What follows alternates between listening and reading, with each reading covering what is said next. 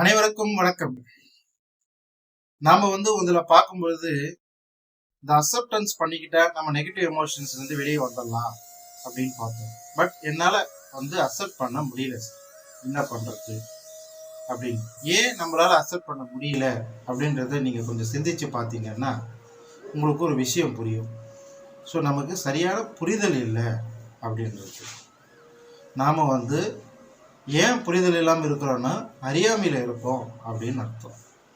So அறியாமைன்றது என்ன அப்படின்னு நீங்கள் கேட்டிங்கன்னா, நம்மளை சுற்றி என்ன நடக்குது அப்படின்றத நாம் கவனிக்காமல் இருக்கிறது, நமக்கு நிறைய விஷயங்கள் தெரியாமல் இருக்கிறது தான் நம்ம அறியாமைன்னு சொல்லுவோம்.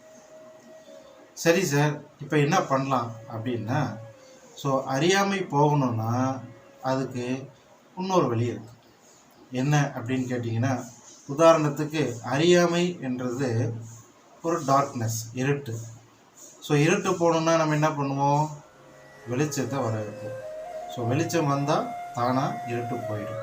அதுபோல் அறியாமையை போக்கணும்னா அதற்கு நாம் வளர்த்துக்கொள்ள வேண்டியது விழிப்புணர்வு, அவேர்னஸ் அப்படின்னு சொல்லுவோம். ஸோ இந்த அவேர்னஸ் தான் அக்செப்டன்ஸுக்கு ஃபஸ்ட்டு ஸ்டெப். ஸோ உங்களால் ஏற்றுக்க முடியலன்னா முதல்ல நீங்கள் அவேர்னஸை பழகணும், விழிப்புணர்வை பழகணும்.